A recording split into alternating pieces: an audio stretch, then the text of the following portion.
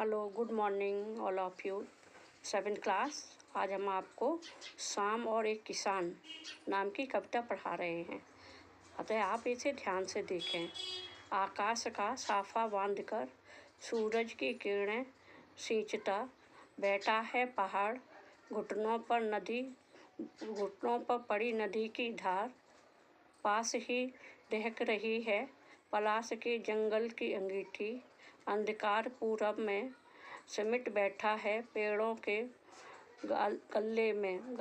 गत्ते में है। तो ये आपकी कविता है किसान और शाम। शाम और किसान। किसान दिन भर मेहनत करता है। आकाश, केवल वो आकाश का साफा बांधे हुए, साफा मतलब पगड़ी बांधे हुए है, आकाश की पगड़ी बांधे हुए है, उसके बदन पे कुछ नहीं है, बहुत मेहनत करता है। और पहाड़ सा बैठा है और उसके घुटनों पर नदी का कपड़ा है, नदी रूपी कपड़ा है, नदी बह रही है, चाहे गर्मी वो है। पेड़ वो पहाड़ की नदी बह रही है, पास में प्लास एक पेड़ होता है, उसके लाल रंग के दहकते हुए फूल होते हैं, बहुत लाल मालीले होते हैं, तो उसकी अंगीठी दहक रही है, उसी से वो अपनी ठंड बुझा रहा है। सिमट कर बैठा है वो पेड़ों के गले का हार है, वो पेड़ों के बीच में सिमट कर बैठा है, उसे न गर्मी का एहसास है न सर्दी का एहसास है। रात दिन वो कड़ी मेहनत करके अन्न पैदा करता है। और अचानक काला भौरा कैसे किसी ने जबरन से, तुम हो कितनी मीठी पूर्वदस अंधेरे में। अचानक थोड़ा अंधेरा सा हो रहा है, वह किसी बात से बेखबर है, उसे किसी की चिंता नहीं है। और थोड़ी देर बाद वो चिलम पी लेता है।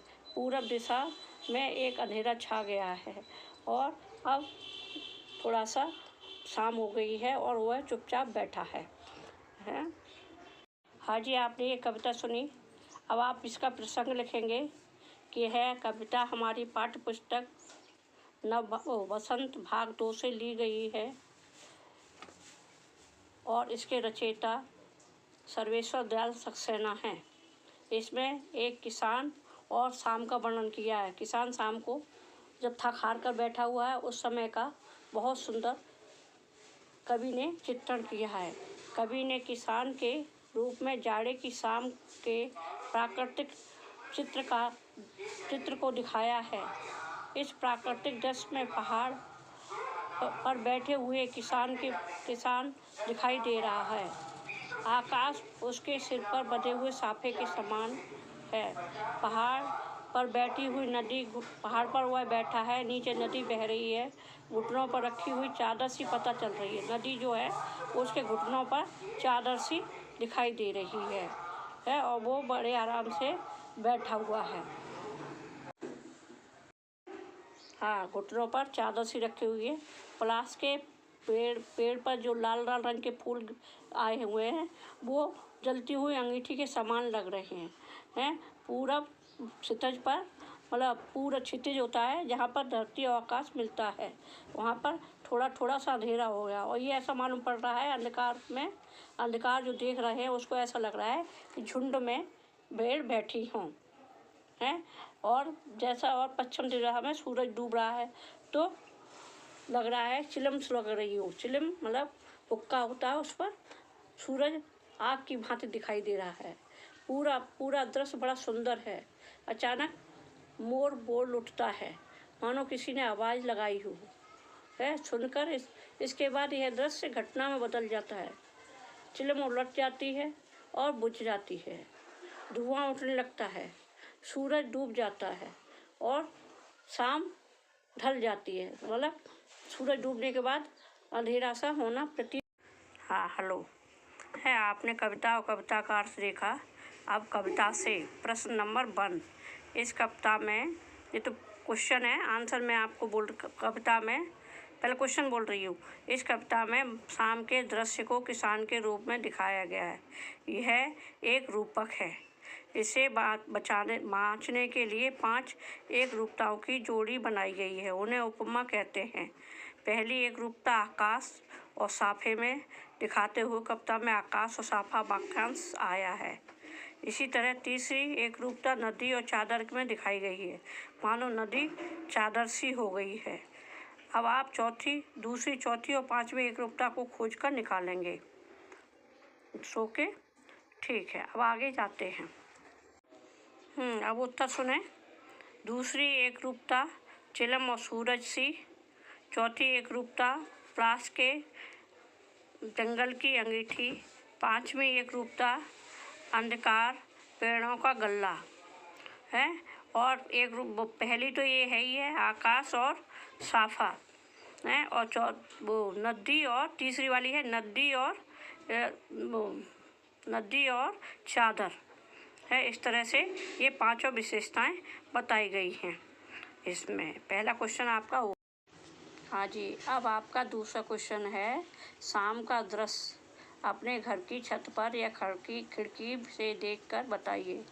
शाम कब से शुरू हुई, तब से लेकर सूरज डूबने में कितना समय लगा, इस बीच आसमान में क्या क्या परिवर्तन आए। ये 3 क्वेश्चन हैं आपके।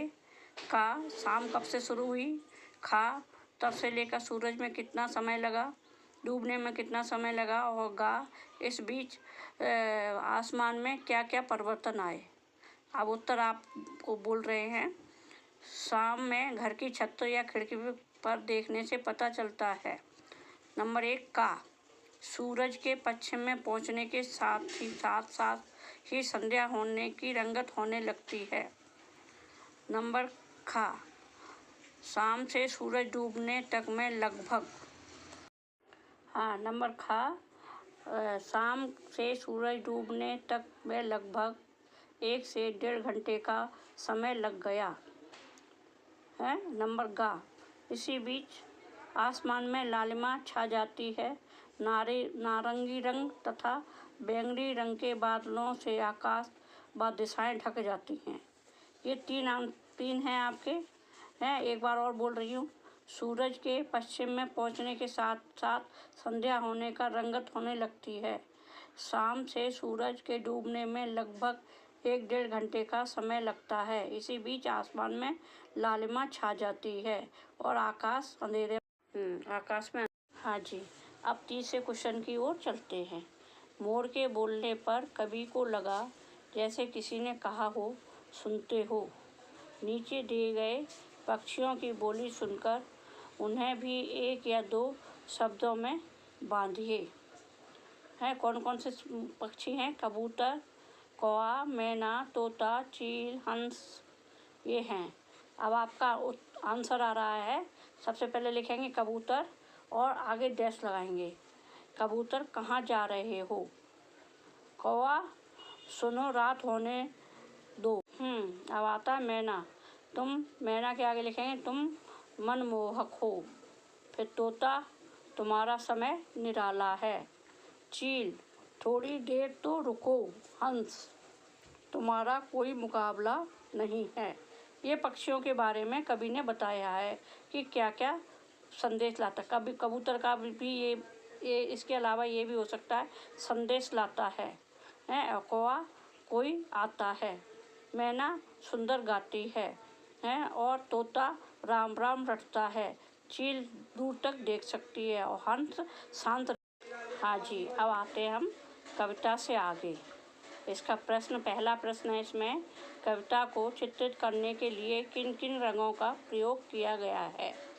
आंसर में है, इस कविता को चित्रित करने के लिए, मतलब चित्र बनाने के लिए पीला, लाल, आसमानी, नीला, भूरा, सफ़ेद, नारंगी, हरे और काले रंग का प्रयोग किया गया है ना। प्रकृति के ये खास तौर से रंग होते हैं। ऑरेंज कलर का सूरज होता है। लाल रंग का फूल होते हैं।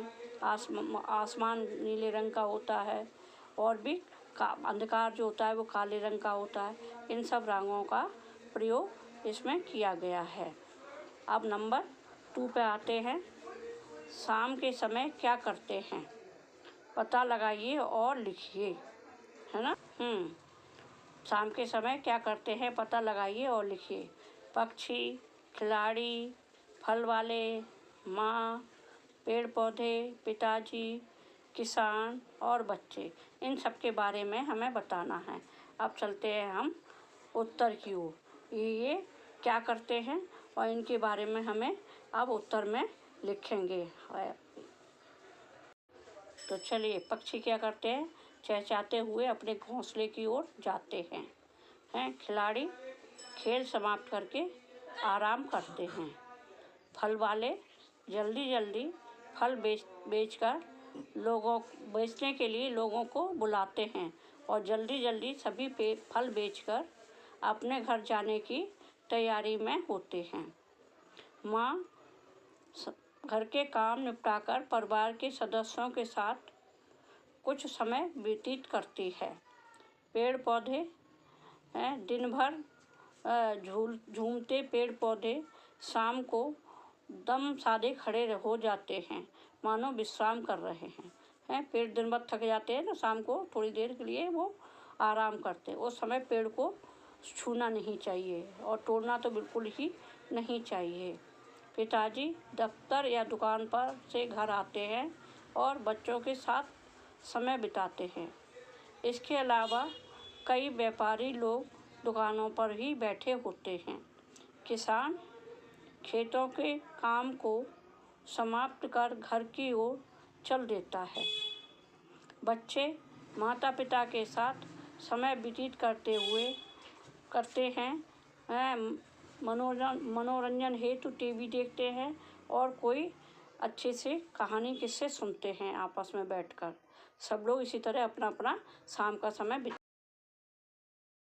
एक हिंदी प्रसिद्ध कवि सुमित्रा नंदन पंत ने संध्या का वर्णन किया है। क्या वर्णन किया है उन्होंने? संध्या का झुटपुट, बांसों का झुरमुट है, चहक रही चिड़िया, टी बी टी टुर टुर। ऊपर दी गई कविता और सर्वेश्वर दयाल की कविता में आपको क्या मुख्य अंतर लगा, बताइए। दोनों कविताओं के बीच में क्या अंतर है, इसके बारे में आपसे पूछा जा रहा है। अब इसका आंसर है, सुमित्रा नंदन पंत द्वारा लिखी कविता में प्रकृति के शाम के समय बांसों के झुरमुट में चिड़ियों की गतिविधियों का वर्णन किया गया है, जबकि कवि सर्वेश्वर दयाल सक्सेना द्वारा अपनी कविता में शाम एक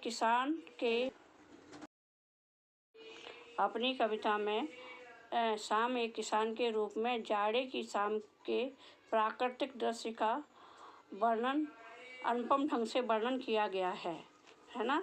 उन्होंने झुरमुट मतलब बांस के पेड़ होते हैं, उन पर बैठी हुई चिड़ियों का वर्णन किया है और सुमित्रानंद पंत ने झुरमुट का वर्णन किया है। नंदन पंत ने बांस के झुरमुट पर चिड़ियों के झुंड का वर्णन किया गया है, जबकि कवि सर्वेश्वर दयाल सक्सेना द्वारा अपनी कविता में शाम का प्राकृतिक दृश्य का बहुत ही अनुपम ढंग से वर्णन किया गया है। दोनों ने शाम का वर्णन किया है, मगर थोड़ा थोड़ा अलग है। कवि की अपनी अपनी कल्पनाएं हैं, है ना, इसलिए दोनों ने अपने अपने उस अंदाज से इसका वर्णन बहुत अच्छी तरह से किया है। और अब आगे आप अनुमान और कल्पना के क्वेश्चन आंसर में देखेंगे। बनाना पड़े। हाँ, भाषा की बात। अब हम आपको भाषा की बात के क्वेश्चन आंसर लिखा रहे हैं। पहला क्वेश्चन है, नीचे लिखी पंक्तियों में रेखांकित शब्दों को ध्यान से देखिए। नंबर का, घुटनों पर पड़ी है नदी की चादर, नदी चादर सी है। नंबर खा, सिमटा बैठा है भेड़ों के गले सा। नंबर गा, पानी का पर्दा सा मेरे आसपास था, हिल रहा है। नंबर घा, मंडराता रहता था एक मरियल सा कुत्ता आसपास। नंबर इंगा, दिल है छोटा सा, छोटी सी आशा। नंबर चा, घास पर फुदकती नन्ही सी चिड़िया। इन पंक्तियों में सा सी का प्रयोग व्याकरण की दृष्टि से कैसे शब्दों के साथ हो रहा है। अब हम आपका इसका आंसर बताते हैं। हाँ, तो उत्तर है इसका, इस पंक्ति में सा सी का प्रयोग व्याकरण की दृष्टि से संज्ञा और विशेषण शब्द के साथ हो रहा है। चादर, गल्ले, छोटी, नन्ही संज्ञा का नदी का विशेषण शब्द है। तो इसका तो इसमें इन सब बारे में आपको बताना है। सासी का सही प्रयोग हो रहा है या नहीं हो रहा है, ये सब आपको बताना है। और इसमें संज्ञा और विशेषण शब्दों के साथ सासी का प्रयोग हो रहा है, अतः आप इस प्रकार करें। अब नेक्स्ट आंसर की ओर आते हैं। आंधी, शाम होते ही जोर से आंधी चलने लगी। वह आंधी की तरह कमरे में आया और जोर जोर से चिल्लाने लगा। अगला है दहक, अंगीठी में आग दहक रही थी। सोमेश गुस्से से देख रहा था। फिर है सिमटा, बच्चा माँ की गोद में सिमटा बैठा था। और अगला नंबर है